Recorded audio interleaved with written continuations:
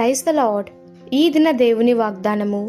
నీ వాక్యము నన్ను బ్రతికించి ఉన్నది, నా బాధలో ఇదే నాకు నెమ్మది కలిగించుచున్నది. కీర్తనల గ్రంథము 119వ కీర్తన 50వ వచనము. ఆయన ధర్మశాస్త్రమును ప్రేమించు వారికి ఎంతో నెమ్మది కలుగుతుంది. ఆయన మాటలు దొరికిన వారికి సంతోషము ఆనందము కలుగుతున్నది. దేవుని మాటలనగా పరిశుద్ధ బైబిల్ మాటలే. ఆ మాటల్లో శక్తి ఉన్నది. ఆ శక్తి ద్వారానే మనిషికి రక్షణ, నెమ్మది కలుగుతుంది. ఒక దినాన మార్తా అనే స్త్రీ యేసును తన ఇంటికి ఆహ్వానించింది. ప్రభువు వచ్చి కూర్చున్నాడు. కానీ ఆమె విస్తారమైన పని పెట్టుకొని తొందరపడుతున్నది. నెమ్మది లేదు.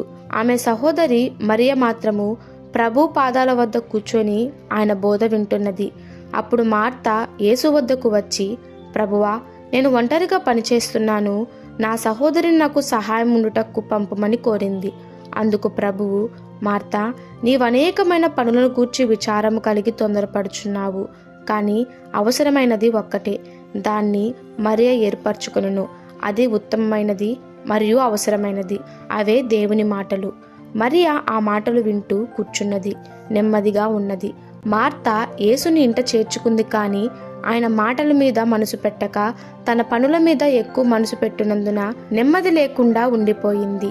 ఇలాగే చాలామంది యేసును నమ్మి కూడా ఆయన మాటల మీద మనసు పెట్టక తమ పనుల మీద ఎక్కువ మనసు పెట్టినందున నెమ్మది లేకుండా ఉండిపోయారు.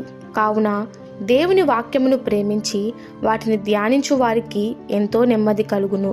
యెహోవా ధర్మశాస్త్రమునందు ఆనందించుచు దివారాత్రులు దాన్ని ధ్యానించువాడు ధన్యుడు.